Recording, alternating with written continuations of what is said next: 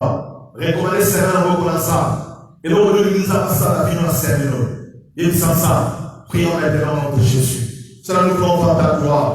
Parce que tu nous as ramené dans ces comme tes brebis. Nous voulons entendre ta voix, Jésus. Tu es le Dieu qui nous assiste à faire des gloires. Tu es le Dieu qui nous accompagne. Que ta grâce soit notre partage dans le nom de Jésus-Christ. Amen. Amen. Acclamons très fort pour Jésus. Salut les uns les autres. Dis shalom, shalom. À celui qui est à côté de toi.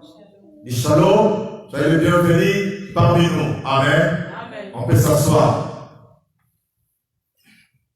On peut maintenant parler. Nous avons notre enseignement que nous parlons. Je suis chrétien. Notre enseignement s'intitule Je suis chrétien.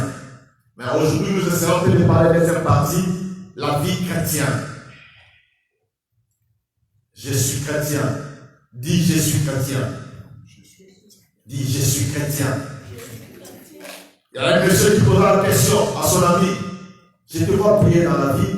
Tu fais des grandes choses dans la vie. Tout ce que tu fais ici. Quel est ton secret? Il a répondu seulement, je suis chrétien. Je te vois bien habillé. On travaille toujours ensemble. Mais toi, tu restes dans tout ce que tu fais. Quel est ton secret? Il dit, mon secret, je suis chrétien.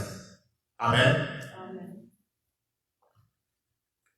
On a parlé depuis le début du mois, on essaie de parler un peu de je suis chrétien.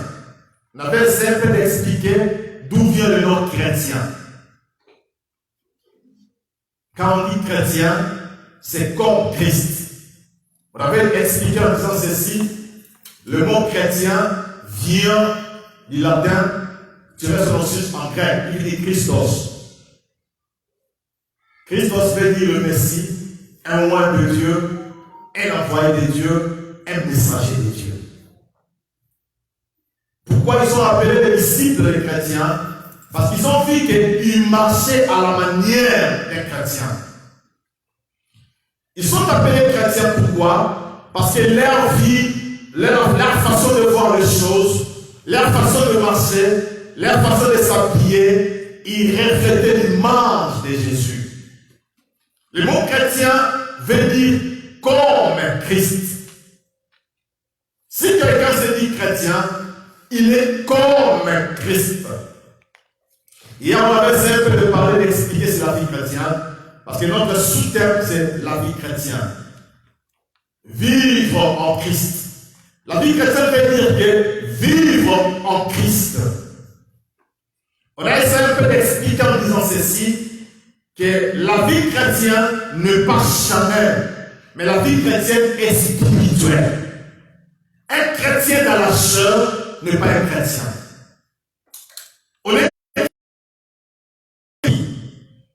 On cherchait à faire la différence des choses entre les religieux et les chrétiens. Les religieux ne sont pas des chrétiens. La religion, c'est l'ensemble des dogmes, de principes établis par les humains. Mais le christianisme n'est pas une religion. Le christianisme, c'est un style de vie. C'est un modèle de vie. Si on te pose cette question, quelle est ta religion? Moi, je ne suis pas un religieux. Moi, je suis un chrétien. Chrétien veut dire comme Jésus. Paul dit dans 1 Corinthiens chapitre 11, verset 1, il dit, soyez mes imitateurs, comme moi je suis imitateur de Christ. Un chrétien, c'est un imitateur de Jésus.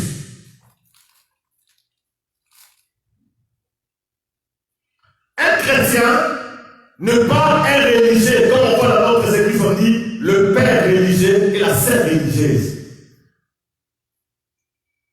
Mais dans les religions, il y a plusieurs sortes de religions. Il y a le catholicisme, il y a le protestantisme, il y a l'évangéliste, il y a plusieurs sortes, les bouddhistes, le musulman, l'islam. Ça, ce sont des religions.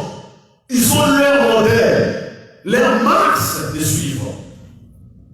Laissez-moi te choquer de dire ceci, un catholique n'est pas un chrétien. Parce que dans le catholicisme, il y a plusieurs sortes de religions qui est là-dedans. Catholique imite toutes sortes de religions. Quand il vient à Kinshasa, il imite Kinshasa. Quand il vient aux États-Unis, il va prier comme aux États-Unis. Mais un chrétien, partout où il vit, il reflète toujours l'image de Jésus. Mais dans le catholicisme, il y a aussi ce qu'on appelle les chrétiens. Ceux qui imitent aussi Jésus. Amen. C'est pour ça qu'on l'appelle l'Église universelle. Lui, il s'adapte dans le milieu où il est entré. Quand tu parles en Christ, tu vois l'adoration. Mais quand tu vas dedans, tu ne verras pas l'adoration. Tu ne verras pas les événements. Ça n'existe pas aux États-Unis. Ça, c'est le système catholique. Ça, c'est la religion. Mais le christianisme est un système de vie. Partout où un chrétien est, partout il s'identifie par sa façon de vivre. On ne connaît pas un chrétien par l'effet de venir chaque jour à l'église, non. On connaît un chrétien par sa façon de vivre. Ils sont appelés chrétiens, pourquoi? Parce que leur modèle de vivre, leur façon de vivre était comme Christ. Lorsqu'on arrêta Jésus pour le crucifier, il y a une femme qui est venue voir Pierre, il doit aussi être avec Jésus. Tu ressembles à ces gens. Pourquoi? Parce qu'ils ont vu le modèle du Christ en Pierre. Ils ont identifié Pierre n'était pas un homme extraordinaire. Ils ont compris que Pierre était un disciple de Jésus. Parce que la façon de s'habiller les disciples de Jésus était différente de tout ce qui était en Israël. Quand un chrétien cherche à vivre comme tout le monde, il ne l'est pas. On n'est pas chrétien par rapport à la chair, mais c'est par rapport à l'esprit. Quand Dieu traite avec un chrétien, il traite avec un chrétien à partir de son esprit, non à partir de la chair. Pourquoi? Parce que dans 1 Corinthiens chapitre 3, verset 16, la Bible dit que ne savez-vous pas que vous êtes le temple de Dieu et que l'Esprit de Dieu habite en vous. Et on sait qu'il dit ceci, si quelqu'un détruit le temple de Dieu, Dieu le détruira. Donc, Dieu traite avec l'homme ou un chrétien à partir de son esprit. Dieu bénit un chrétien premièrement à partir de son esprit. Quand l'esprit est connecté à Dieu, et ce qui se passe pour nous maintenant, la bénédiction se manifestera à l'extérieur. Quand un chrétien cherche à vivre comme le monde, il n'est pas chrétien.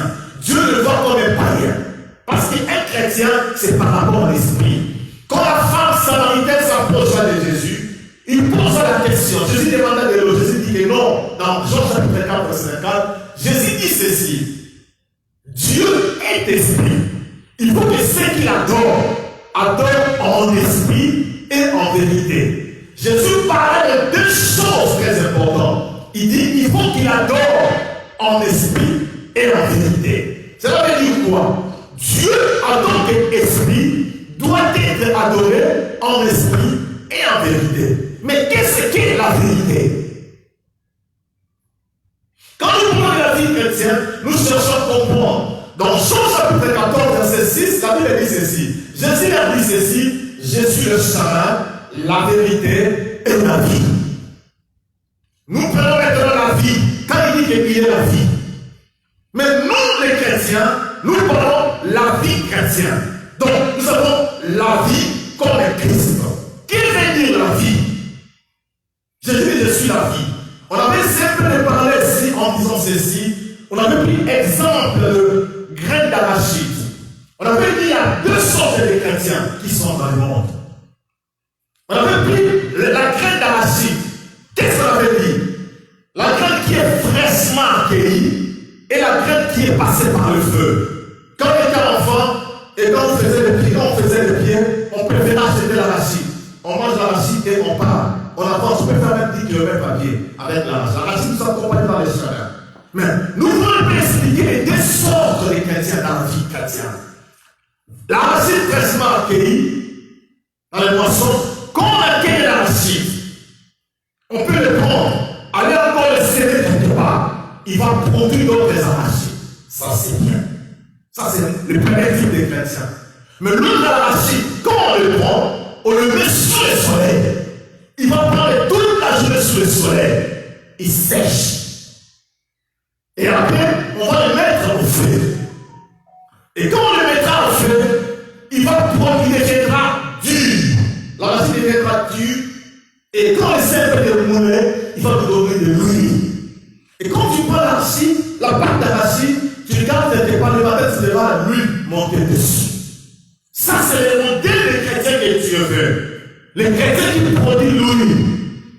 Mais le premier type d'arachide des chrétiens dans la vie chrétienne, c'est comme l'arachide fraîchement accueilli. Qu'est-ce qu'il fait? Quand tu le prends, tu le presses, il va te produire l'eau, le lait. Dieu n'est pas dit, il n'a pas besoin de ça. Ça, c'est la tromperie. Mais un chrétien qui est digne de l'hériter le royaume du ciel, c'est comme le second. L'arachide qui est passé sous le soleil est comme le feu. Parce que le soleil, la Bible dit que Jésus-Christ est le soleil de la justice. La vie d'un chrétien qui va hériter le royaume du ciel, il doit passer sous le soleil, sous le jugement de Jésus, sous la persécution de Jésus. Il doit être brisé. Le soleil le séchera toute la journée. Il deviendra dur. Et quand cet arachide passera par le feu, parce que Dieu est le feu dévorant, il produira l'huile. Donc, la vie chrétienne que Dieu a pour vous, ce n'est pas la première arachide, mais le second arachide qui produit l'huile. Pourquoi l'huile? Nous allons lire maintenant dans Luc, chapitre 4, verset 17 jusqu'à 20. Qu'est-ce que la Bible dit? On parle de Jésus dans les synagogues. Et on lui a mis le livre du prophète Isaïe. L'ayant déroulé, il trouva l'endroit où il était écrit. L'Esprit du Seigneur est sur moi, parce qu'il m'a oint pour annoncer une bonne nouvelle aux pauvres.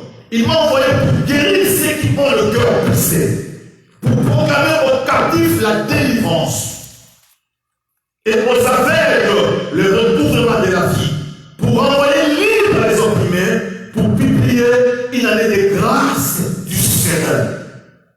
Ça, c'est le second arachide qui produit lui. Il dit, l'Esprit du Seigneur est sur moi. Et on avait expliqué ça en disant, un chrétien, c'est un moine de Dieu. Pourquoi? Parce qu'il a reçu l'onction du Seigneur. Un chrétien, c'est un messager de Dieu.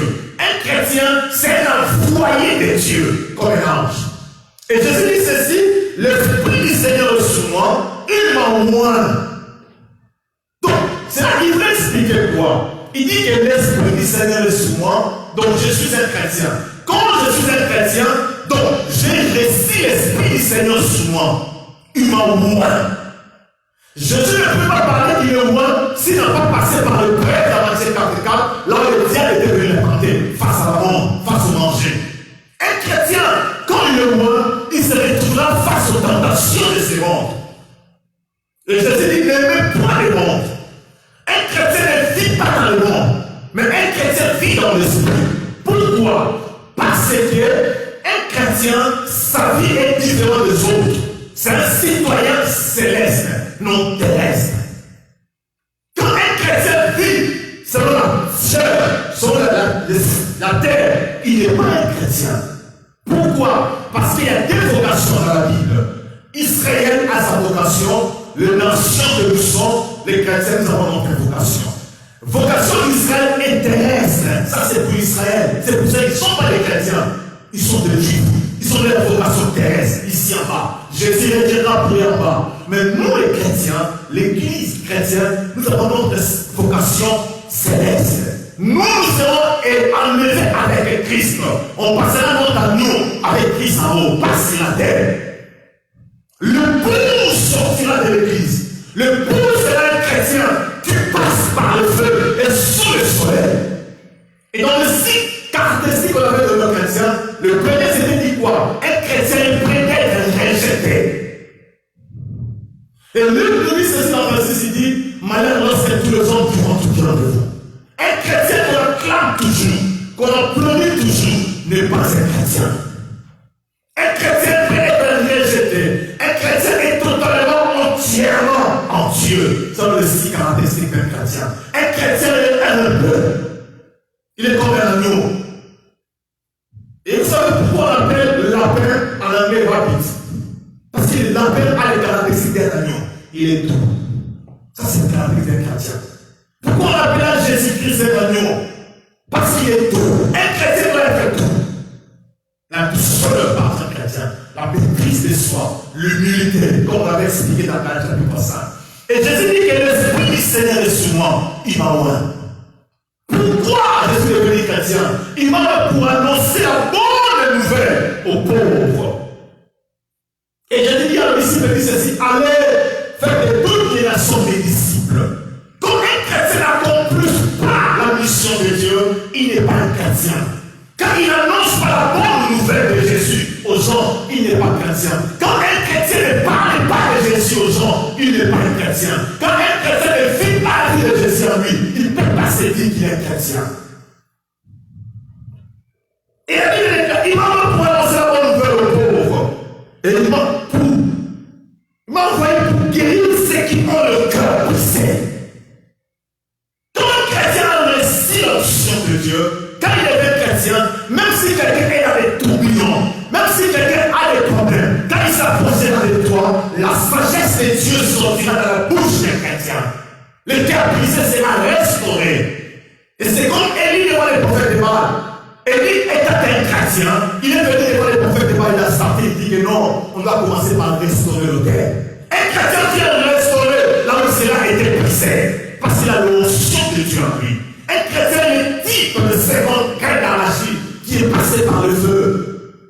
Alors, aujourd'hui, les chrétiens d'aujourd'hui, est-ce qu'ils sont chrétiens? C'est pour cela qu'on a dit que c'est dit, quand le Fils de l'homme viendra sur la terre, tu regardes sur la foi? Non. Qu'est-ce qui fait de moi un chrétien? C'est la foi au Créateur, à Jésus. Et quand le Fils de l'homme viendra, tu regardes sur la foi. Et la Bible nous dit, lorsque le mystère de l'iniquité sera pris, la charité des plus grands nombres sera refroidie. Qu'est-ce qu'est le mystère de l'iniquité? On va parler de cette chose ici. Le mal prend le dessus. Lorsque le mal augmente, l'amour s'est refroidi dans les cœurs des gens. Mais un chrétien a toujours la foi en Dieu. Un chrétien a toujours l'espoir en Dieu. Et la Bible déclare, Pierre qui est avec Jésus, il a régné Jésus pendant 3 fois. Jésus dit à Pierre, tu vas me régner. Pierre dit jamais, même si ça te mourir pour toi. Jésus dit, c'est quoi faire? Il dit non, tu n'es pas encore chrétien. Et quand est-ce que Pierre est devenu chrétien? Le jour de la Pentecôte, quand l'Esprit de Dieu descendit sur Pierre, et Pierre qui avait honte d'être crucifié pour Jésus, il commençait à parler sur Jésus. Pourquoi? Parce qu'il est là de venir à Paris. Quand un chrétien reçoit l'onction de Dieu, sa vie va être dirigée par le Saint-Esprit. La Bible déclare le Saint-Esprit sort de tout, même la profondeur de Dieu. Quand un chrétien se met à prier, la terre me tremble, parce que c'est la présence de Dieu qui descend. Jésus dit, oh Pierre, il pose à Pierre la question après le parler. Pierre, fais des brebis. Pierre, même si, fais des agneaux. Et Pierre était choqué dans son cœur, on voit que Jésus lui posa trop de questions sur ça. Parce que Jésus voyait que Pierre était avec lui 3 ans, mais Pierre n'était pas encore prêt de devenir chrétien. Parce que sa vie était encore charnelle. Et le Père a dit que Dieu a dit que Pierre ne comprenait pas toujours la mission des chrétiens. Et Jésus, c'est un homme qu'on appelle Paul de Tarse. Et la Bible déclare, Jésus est à Paris, c'est la voie de Damas, voilà un chrétien modèle qui parle de la sainte doctrine. Quand un chrétien ne parle pas de la sainte doctrine, c'est qu'il n'est pas un chrétien, c'est qu'il ne connaît pas Dieu. Quand tu vois l'homme de Dieu prêcher l'évangile qui n'est pas dans cette doctrine, Paul dit, même si un ange descend du ciel, qu'il soit à la terre. Quand tu dis que tu as reçu l'onction de Dieu, Dieu va te révéler la connaissance exacte de l'Écriture. Mais lorsque un chrétien dit il est chrétien, il ne parle pas de Jésus, il parle du mariage, des choses de fidélité. Il n'a pas encore reçu l'onction de Dieu. Il est comme le père arachide. Il peut produire le miel. Il peut amener beaucoup de gens dans le Seigneur. Mais Dieu n'aime pas les gens comme ça. Et il dit à Jésus, dit ceci, qui peut me suivre? Il faut d'abord qu'il renonce à lui-même, qu'il porte de sa croix. Un chrétien renonce d'abord à lui-même, qu'il porte de sa croix. On peut regarder ta vie aujourd'hui, mais nous verrons ce que Dieu fait en toi à l'intérieur. Et Jésus dit, prophétisons même à mon nom, ils feront même des miracles. Mais j'aimerais dire ceci, je ne vous ai jamais connu. La prophétie, le miracle, ne signifie pas le signe que Dieu a avec cette personne. Non, mais la vie que la personne reflète en lui signifie réellement que Dieu marche avec cet homme. Tu peux me dire que tu es prophète? Bien sûr. Montre-moi ta vie, je te dirai que tu ne l'es pas. Même si tu prophétises mal ton soir. Un prophète a même la révélation de sa vie. Parce qu'il vie est chrétien. Quand un chrétien n'a pas la révélation de sa vie, il n'est pas un chrétien. Oh, Jérémie cria à Dieu, dit pourquoi moi qui suis un prophète en Israël, parmi les grands, ma vie est-elle continuelle? Dieu dit que tu n'es pas encore un chrétien, Jérémie. Il dit d'abord, il faut commencer par séparer ce qui est précieux et ce qui est vil. Dieu peut être choisi. La Bible nous dit dans Matthieu chapitre 22, verset 14, il y a beaucoup d'appelés, mais il y a peu d'élis. Tu peux être un appelé de Dieu, mais quand tu n'entres pas encore dans l'élection de Dieu, quand tu n'es pas encore reçu l'onction de Dieu, tu es ni bien-aimé, tu vas en faire. Je suis chrétien. Qu'est-ce qui te dit que tu es chrétien? Ce n'est pas le fait de prophétiser que ma ton non, ça ne te fait pas être chrétien. La vie que tu mènes révèle que toi, tu ne l'es pas.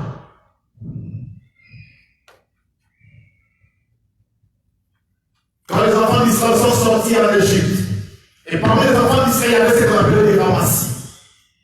Quand ils sont sortis de l'Égypte avec cette joie, il y a eu des ramassis qui étaient sortis avec les enfants d'Israël. Les ramassis étaient des Égyptiens qui vivaient en Égypte. Les Égyptiens qui étaient en Égypte, mais qui étaient attachés avec les enfants d'Israël. Quand ils ont appris que Israël va aller traverser les nations, après qu'on entre dans les terres où là où le lieu de miel, ils ont suivi les enfants d'Israël. Mais qu'est-ce que Dieu a fait? Le chemin qui devait être fait en 3 jours, ils ont fait ça 40 ans. Pourquoi? Quel est le but même du désert? C'est le but du soleil, c'est le but même du feu, pour que l'arachide produise des ruines. Et dans le désert, qu'est-ce que Dieu a fait aux enfants d'Israël? C'était la sélection. De séparer ce qui est précieux de ce qui est vil. Et parmi tous ceux qui sont sortis de l'Égypte, ça nous a choqués, c'est Dieu qui est entré. Et plus de 5 000 ne sont pas entrés. C'est pour ça que le premier enlèvement sera pour une minorité, pas pour une majorité. Et si l'Église d'aujourd'hui rêve, il y a une grande partie d'Israël qui a sauvé, ils sont déjà devenus des chrétiens. Il y a des juifs messianiques partis dans le monde, ils croient déjà que Jésus est le Messie. Et quand l'Église d'aujourd'hui rêve, soit disant que je suis chrétien, je vais au même monsieur, tu te trompes, bien-aimé. Et tu as sélectionné les enfants d'Israël. Et si quelqu'un qui était sorti, il y a seulement 2 qui étaient sélectionnés, qui ont pris la possession de la terre promise. Mais ils étaient tous sous l'alliance d'Abraham. Ils étaient les descendants d'Abraham. Le fait de venir à l'église chaque jour ne te fait pas un chrétien. Le fait de prêcher l'évangile, faire le sang de feu, ça ne te fait pas un chrétien. Le fait de prophétiser chaque jour ne fait pas de toi un chrétien. Mais qu'est-ce qui te qualifie comme un chrétien? L'onction que tu as reçue. Et pourquoi on parle de l'huile? Parce que la Bible déclare, l'huile peut conserver le feu pendant longtemps. Quand tu fais le fiole, tu mets au-dessus de l'huile et tu allumes la lampe et le feu peut être gardé longtemps. Un chrétien qui a reçu l'huile de Dieu, il peut garder le feu pendant longtemps. Il sera toujours la lumière, il va éclairer, il va donner le chemin aux gens qui sont perdus. La Bible a 66 livres. Et quand tu cherches dans les réseaux sociaux, les hommes de Dieu prêchent l'évangile, tu peux me plaire. Il y a trop de choses à parler. Un chrétien est toujours inspiré par Dieu. Et quand tu as communié avec le Saint-Esprit, ta vie même sera en possession de Dieu. Hier, on a parlé de Dieu, dit ceci, que ton cœur, tout entier doit être disposé à Dieu. L'onction du distingue avec les autres. L'onction qualifie par tout le sang. L'onction prise de chair. Pourquoi? Parce que l'œuvre de l'esprit n'enlève pas la virginité. Et quand Marie a rencontré l'ange, elle est encore vierge. Mais l'œuvre de l'esprit n'a pas enlevé la virginité de Marie. Et Dieu dit qu'il concevra un fils. Le fils qu'on parle aujourd'hui, je suis chrétien. Jésus est né. Il entre dans le temple et dit ceci: l'esprit du Seigneur est sur moi, il m'a ouvert. Quand tu es loin de Dieu, ta vie est différente avec les autres. Et Paul expliquant dit ceci: j'ai été crucifié avec Christ. Si je vis, ce n'est pas moi qui vis, mais c'est Christ qui vit en moi. Paul dit fraîchement, ça c'est un chrétien. J'ai été crucifié avec Christ. Si je vis, ce n'est plus moi qui vis, mais c'est Christ qui vit en moi. Donc c'est pas moi qui vis, mais c'est Christ qui vit en moi. Et si Christ vit en moi, Christ n'est pas un Christ de péché. Et la Bible déclare, Jésus parle, quand tu chercheras père à un homme, tu n'es pas digne du royaume. Celui qui aimera sa femme ou son mari plus que Dieu n'est pas digne du royaume. Celui qui aimera son pasteur plus que Dieu n'est pas digne du royaume. Pourquoi? C'est pas moi qui ai été crucifié. Paul dit, j'ai été crucifié. Si Jésus, c'est pas moi qui vis, mais c'est Christ qui vit en moi. Prenons maintenant Galates chapitre 5. Alors, je vais voir Paul dans Galates 5. Qu'est-ce que l'apôtre nous dit dans Galates 5? On va lire ça. Galates chapitre 5.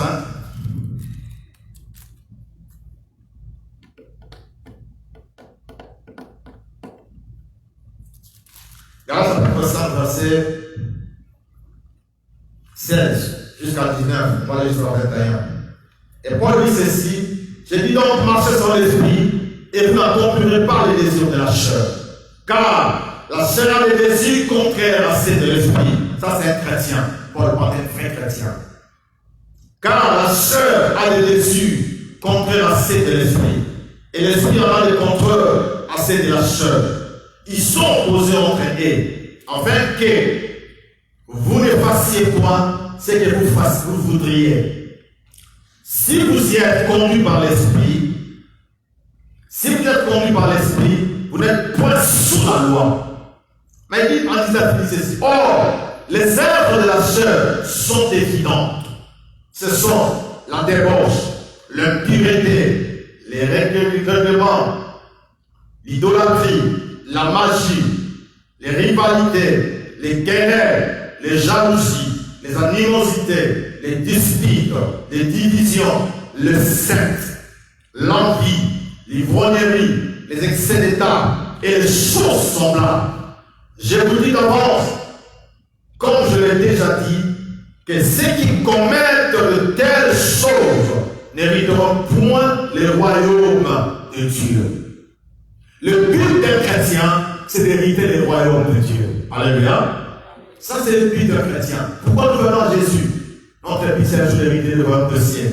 La Bible déclare ceci dans Matthieu chapitre 6:33. Dieu dit, cherchez premièrement le royaume de ciel et sa justice. Les tout seront donnés par-dessus tout.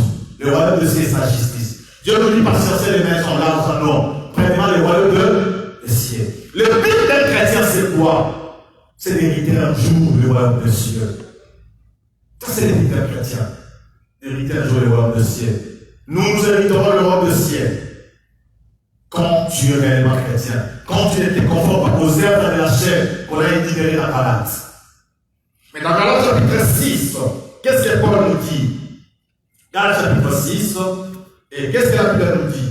Prenons 14 jusqu'à 18. Paul dit ceci. Pour ce qui me concerne, loin de moi la pensée de me glorifier d'autre chose que de la croix de notre Seigneur Jésus-Christ, par qui le monde est crucifié pour moi, comme je le suis pour le monde. Car je n'ai rien d'être circoncis ou incirconcis. Ce qui est quelque chose, c'est d'être une nouvelle création. Paul dit ce qui est quelque chose, c'est d'être une nouvelle création. Qu'est-ce que veut dire une nouvelle création? 2 Corinthiens, chapitre 5, verset 17. L'apôtre Paul écrit disant ceci. Si quelqu'un est en Christ, il est devenu une nouvelle création. Qu'est-ce que une nouvelle création? Tu t'es séparé de la vieille nature, de la vieille homme, d'accepter la croix de Jésus, d'accepter d'être crucifié par Jésus, de se renoncer à lui-même, de porter sa croix et de poursuivre Jésus. Paul dit ce qui est important en Dieu, c'est devenir une nouvelle création. Et Nicodème venant vers Jésus pour poser la question, qu'est-ce que dois-je faire pour hériter le royaume des cieux? Jésus dit, il faut que tu naisses de nouveau. Nicolas qui était un docteur de la loi, qui connaissait l'écriture, mais Jésus lui dit, il faut que tu naisses de nouveau. C'est-à-dire quoi? Tu dois te débarrasser de la vieille homme qui te corrompt. Tu dois changer ta vie. Tu dois changer ta position et Dieu changera ta vie. La vie chrétienne n'est pas charnelle, mais c'est une vie spirituelle. Parce qu'elle n'a pas de la vie chrétienne, la vie éternelle. Si tu crois en Jésus, tu as la vie éternelle. Donc, un chrétien ne meurt pas. Un chrétien se repose dans les seins d'Abraham. Quand un chrétien meurt, il se repose dans les seins d'Abraham. Parce que son esprit vit éternellement en Christ. On ne pleure pas pour la mort d'un chrétien. On pleure pour la mort d'un pécheur. Parce qu'il part dans les lieux de tout, dans les séjours des morts. Mais quand un chrétien meurt, il part se repose dans les seins d'Abraham. Très important. En verset 16, il dit ceci. Paix et miséricorde sur tous ceux qui suivront cette règle et sur Israël de Dieu. 17, il dit ceci, que personne désormais ne fasse de la peine quand je porte sur mon corps le marque de Jésus. Ça, c'est un chrétien. Qui me dit ça? Que je porte dans mon corps le marque de Jésus. Ça, c'est très important. Ça, c'est une autre enseignement qu'il faut développer. Je porte dans mon corps le marque de Jésus. Ça, c'est très important. Quelle marque de Christ que tu préfères porter? Nous autres disons, j'ai porté les Versace, j'ai porté les Yochia, Mamoto, les Kenzo, les Miyake. Mais moi, je porte la marque de Christ. Ça, c'est là. Je suis chrétien. Je porte la marque du Christ. Qui peut dire ça? Tu sais pourquoi cela est difficile qu'un sorcier puisse manger un chrétien? Parce qu'il porte le sceau, en autre terme, le sceau de Jésus. Les cachets de Jésus dans son corps. Donc, si je vis, c'est pas moi qui vis. Donc, je vais t'expliquer. Si tu perds ton temps à me combattre, tu perds ton temps inutile. Tu ne me combats pas, mais tu combats Jésus. Donc, si tu perds ton temps de parler le mal d'un chrétien, je parle d'un chrétien, pas d'un religieux, d'un croyant, mais d'un chrétien, tu perds ton temps inutile. Parce que celui qui touche sur un chrétien, touche à la prière de Dieu. Celui qui touche sur un chrétien qui est spirituel, toi tu le vois dans la chair, il n'a pas l'argent, il n'a rien, mais Dieu le voit dans des millions, parce que Dieu voit dans son esprit ce qui est caché et ce qui est dans son esprit. C'est pour cela que Paul dit dans Corinthiens, il dit, ce sont les choses que l'œil n'a pas vues, l'oreille n'a pas entendu. C'est ça la vie chrétienne. Qui monte dans les cœurs. Quand Dieu travaille avec un chrétien, Dieu commence à travailler en esprit. Ça peut prendre le temps que cela peut prendre. Dieu travaille d'abord en esprit. Même il y a des hommes de Dieu qui se corrompent, qui font des rêves en regardant une soeur de frère, dit que dans celui-là il n'a rien. Tu le négliges. Mais tu ne sais pas que pendant le temps que toi tu le rejettes, Dieu travaille en son esprit. Je vais vous expliquer cette scène. Je suis chrétien. Lorsque Samuel, Dieu envoyé envoyer un roi dans la maison d'Israël, et la Bible déclare ceci, parmi les 6 fils d'Israël, le père de David, David n'était pas là. Pourquoi? Il était mis en extrême, en dehors. Ça c'est un chrétien. Mais au moment où lui était mis dehors de sa famille, avec ses prophéties, il prenait son temps à adorer ce Dieu-là, Elohim. Et quand quelqu'un se met à l'écart, la Bible déclare celui qui se met à l'écart, c'est un homme sage. Il sait ce qu'il fait. Et quand il se met à l'écart, lui est en train d'adorer Dieu. Il tuait les lions. Voilà la force. La Bible déclare lorsque l'Esprit de Dieu venait sur la vie, il tuait même les lions. Quand l'Esprit de Dieu vient sur un chrétien, il peut écraser les lions. Et lorsque Samuel venait dans la maison d'Israël, il regardait les gars, il regardait tous ces les géants, les costauds qui étaient dans sa maison, les Gida. Il dit que certainement le roi est ici. Mais quand il veut le voir, Dieu dit non, c'est pas celui-là. Oh Samuel, un prophète de Dieu, un grand prophète en Israël, il n'avait pas les yeux pour voir ce que Dieu peut voir. Donc un prophète ne peut voir ce que Dieu voit dans ta vie. Un pasteur ne peut pas voir ce que Dieu voit dans ta vie. Samuel, Dieu dit, oh Samuel, non, vous les hommes. Dieu n'a pas appelé Samuel, vous l'esprit, il a dit, vous les hommes, vous regardez ce qui frappe aux yeux. Mais moi, Dieu, je vois ce qui est dans les cœurs de l'homme. Oh, bien-aimé. Les hommes te regardent dans les yeux. Mais ils ne voient pas ce que Dieu a mis en toi. Je suis chrétien. Dieu dit à Samuel, vous les hommes. Comment Dieu peut appeler son prophète qui l'a envoyé en mission, vous les hommes? Vous regardez ce ce qui frappe aux yeux. Mais moi, Dieu, je vois ce qui est dans l'homme. Donc, Dieu voit mieux que les hommes dans ta vie. Même ton père, même ta mère. David a été rejeté même par son père. Mais Dieu le voyait déjà voir. Et la vie que tu mènes aujourd'hui en pauvreté, en souffrance. Mais Dieu te voit déjà et il veut bénir. Les hommes peuvent te voir stérile aujourd'hui. Mais Dieu te voit ce qu'il meurt de multitude. Et les gens se moquaient de Sarah parce qu'ils voyaient que Sarah ne peut pas concevoir un enfant. Mais les gens ne voyaient pas que l'annonce qu'Abraham avait. Et lorsque David est venu, et Samuel dit, est-ce qu'il n'y a pas un fils dans cette famille qui n'est pas là? Oh Dieu, quand Dieu se souvient des noms. Et quand Dieu se souvient des noms, il dit, il n'y a pas un enfant dans cette famille, il y a un qui manque. Parce que Dieu ne peut pas se tromper. Dieu n'est pas un homme pour se tromper pour ta vie. Il n'est pas fils d'un homme pour se repentir. Samuel dit, il reste un homme. Dieu l'a envoyé dans cette maison.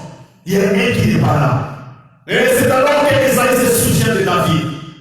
Le jour où Dieu te visitera, même les gens qui te combattent comme chrétiens, ils se souviendront de la personne qui sera dominée. Et ils changeront leur langage. Et Dieu se souvient. Esaïe se souvient de jeune fils qui est pour le père et le perdus. Son nom c'est David. On l'appelle David. Et quand David est perdu, l'Esprit de Dieu s'est levé dans la colonne de feu. Et qu'est-ce que l'Esprit de Dieu dit? Ouais, lui, c'est lui que j'ai choisi. Et la Bible déclare, Samuel prend son fiole d'huile. Il verse sur la tête de David. David, c'est toi que Dieu t'a choisi, roi d'Israël. David s'est dit non, pas moi. Dieu s'est trompé. Et qu'est-ce qui est arrivé à David? Quand Dieu te choisit, toi, chrétien, tu vas passer des parcours.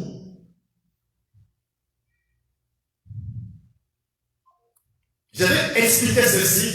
Quand tu combats un chrétien, il faut savoir dans la vie de tout un chrétien, Dieu met toujours des anges méchants et des anges doux. Quand tu combats un chrétien que tu ne connais pas son alliance avec Dieu, Dieu va susciter des anges méchants qui peuvent te frapper les morts. Tu sais combien de gens sont morts à cause de nous? Ils sont enterrés. Parce qu'ils ont parlé du mal des noms en police. Dieu les a frappés les morts. Dans la vie d'un chrétien qui marche avec Dieu en esprit en vérité, il y a toujours deux anges qui marchent avec lui. Un ange méchant qui a son épée flamboyant. Un ange doux qui cherche à calmer les choses. Et quand tu combats ces chrétiens que tu ne connais pas son alliance avec Dieu, cet ange-là te frappera. Et la Bible déclare qu'est-ce que Dieu a fait à Saoul. Lorsque Saoul régnait, Dieu envoyait un mauvais esprit dans la vie de Saoul. D'où venaient ces mauvais esprits de Dieu? Et la Bible dit que Dieu a envoyé un mauvais esprit qui agitait Saoul. Mais lorsque David, qui était un chrétien, le l'huile de Dieu dans sa tête, il venait jouer le harpe. Voilà un chrétien. Quand il chantait, quand il louait son Dieu, et les esprits de mon mauvais quittaient Saoul. Et Saoul était remis en paix. Saoul dit que cet enfant reste avec moi. Ça, c'est le parcours d'un chrétien. Dans la vie chrétienne, il y a des parcours. Il ne faut pas oublier. L'humiliation que tu subis aujourd'hui, c'est un parcours. La honte que tu subis aujourd'hui, c'est un parcours. Les rejets que tu subis aujourd'hui, c'est un parcours. Mais la Bible déclare, Dieu a cherché le moyen d'approcher David près de Saoul. C'était pourquoi? Pour récupérer son corps. Et le parcours qui traverse dans ta vie, ne pleure pas, ne crie pas. Confie-toi toujours à Dieu. Priez sans cesse. Priez nuit et jour. C'est un parcours. Et qu'est-ce que Dieu a fait? Dieu a approché David auprès de Saoul. Et quand David s'approchait de Saoul, il vit Goliath insulter le Dieu d'Israël. Et l'ange méchant a assassiné David. David ne laissera pas comme ça. Lève-toi. Un petit enfant comme ça, il dit, moi je défierai Goliath. Ça veut dire, toi tu ne peux pas. Voilà un chrétien. Il défie même le temps. On te dit que tu n'auras jamais d'enfant. Je dis, j'aurai des enfants. Tu n'auras jamais de l'argent. J'aurai l'argent. Ça c'est un chrétien. David défie même le temps cosmique des familles. Dans votre famille, personne ne se mariera. Moi je me marierai. Dans votre famille, personne ne sera béni. Moi je suis béni. Ça c'est un chrétien. Et David dit ceci, il dit non. Il ne peut pas inciter un Dieu d'Israël. Et la Bible déclare, David dit à se rappeler à Saoul, dans la vie des chrétiens, il faut toujours avoir des témoignages.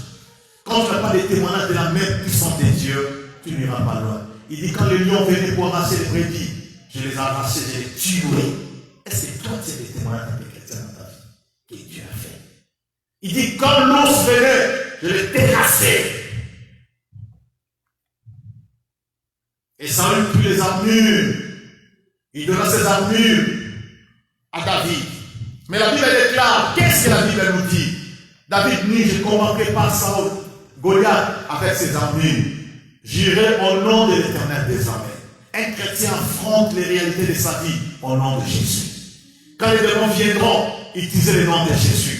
Quand la persécution vient, quand les sécheresses viennent, quand les complications viennent, il faut utiliser le nom de Jésus. Il faut rappeler aux démons, aux sorciers, aux magiciens, là où tu habites, là où tu es dans ta famille, que Jésus est là. Je suis un chrétien.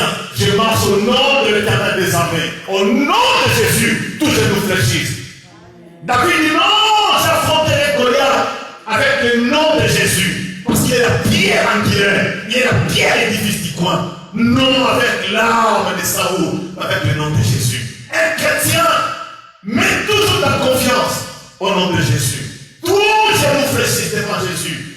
Même si on dit qu'en ce moment, si on ne donne pas les papiers, en ce moment on dit ceci, tu dis au nom de Jésus. Et même si on prononce des malédictions sur toi, tu dis au nom de Jésus. Même les démontrants. Jésus chrétien. Qu'est-ce qui peut m'empêcher? Avoir ce que je veux. Fais l'éternel ton déluge. Il te donnera ce que ton cœur désire. Voilà un chrétien. Et le juge ne vivra par la foi. Un juste ne vivra par la foi. On dit un juste. Pas n'importe qui. Pourquoi la foi n'agit pas dans votre vie? Parce que vous n'êtes pas juste. La foi, c'est quoi? C'est une démonstration de choses que tu ne vois pas. Qu'est-ce que tu ne vois pas dans tes yeux? Mais Dieu l'a mis dans ton esprit. Ils ont perdu la foi parce qu'ils ne sont pas justes. Ne sois pas juste à tes propres yeux, à tes propres yeux. David, j'ai été jeune, j'ai vieilli, je n'ai jamais vu le juste abandonné, ni sa possédé manière de pain. Un juste ne sera jamais abandonné. C'est la même ici. Un chrétien qui a l'huile de Dieu ne souffrira pas de pain. Parce que la Bible nous dit que vous servirez l'Éternel et il bénira votre pain. Il ne se limite pas là. Il éloignera là même la maladie du milieu de vous. Un chrétien doit servir Dieu. Il doit obéir à l'ordre suprême. Allez faire de toute la nation le disciple. Guérir les malades. Chasser les démons. Au nom de Jésus. Ça, j'ai dit que je suis chrétien. Et je suis fier d'être chrétien. Toute ma vie, je serai toujours chrétien. C'est une grâce, parce que ni le Don Fils que le Père l'attire. Si ce n'était pas sa grâce, son onction, moi, je ne peux pas parler comme ça. Et si Dieu te fait grâce de parler comme ça, c'est pas partie de la grâce. C'est pas toi qui parles, mais l'Esprit de Dieu qui est en toi qui parle. Moi, je ne suis pas meilleur, mais c'est l'Esprit de Dieu qui me rend meilleur. Toi, tu n'es pas meilleur. C'est la grâce et l'Esprit de Dieu qui te qualifie à voir ce que les hommes ne peuvent pas voir. Et tu prophétises de mettre ça conclut. C'est la grâce de Dieu, c'est pas toi. Mais sois juste dans tes propres pieds. Ne pense pas comme Dieu chrétien, tu passeras par les tribulations. Ils te feront la gueule et ils te feront combat. Mais il tombera à ta droite, 10 000 à ta gauche, tu ne seras jamais en terre. Même si cherche ta mort, dis-moi d'une autre. N'ayez pas peur de ce que tu vois aujourd'hui. Pense à l'avenir, avance. Tes yeux doivent être fixés sur Jésus, sur sa croix. Là, il dit que tout est accompli. Tout est accompli pour ta vie. Rien n'est impossible à celui qui croit. Tout est possible. Et Dieu dit à Abraham, est-ce qu'il y a-t-il quelque chose qui est étonnant auprès de l'Éternel? Au temps convenable, l'Éternel agira. Lorsque le temps convenable viendra dans ta vie, Dieu agira. Tout ce que tu traverses dans ta vie, qui sont des parcours, qui seront des témoignages pour ta vie. Ce sont des témoignages qui aideront les gens aussi à s'approcher de Jésus, à dire que moi je suis chrétien. Je suis fier d'être chrétien. Je ne cacherai jamais mon identité. Il y a plusieurs musulmans qui me suivent là et m'ont dit que non, on suit ce que tu dis. C'est très bien. J'ai dit, oh gloire au Seigneur, mais nous sommes des chrétiens. Dieu unique, Dieu saint, au nom de Jésus. Touchez nos flèches. Qu'est-ce qui est impossible à Jésus? Rien du tout. Et qu'est-ce qui est impossible dans ta vie? Lève-toi là où tu es. Tu vas voir la gloire de Dieu se dégager dans ta vie aujourd'hui. Qu'est-ce qui est impossible dans ta vie? Qu'est-ce qui est impossible? Qu'est-ce qui est impossible? Pose la question à Jésus maintenant. Qu'est-ce qui est impossible? Qu'est-ce qui est impossible? Oh God, we thank you for this moment. Nothing is impossible. Qu'est-ce qui est impossible dans ta vie? Et qu'est-ce que les médecins t'ont dit? Qu'est-ce que les médecins t'ont dit et ta vie ne marchera pas? Qu'est-ce que ta famille a dit? Et tu ne réussiras pas. Tu n'auras pas d'enfant. Qu'est-ce que ta famille dit? Tu ne te marieras pas. Alors, explique-les que Jésus chrétien. Prie dans ton cœur maintenant. Prions à Dieu.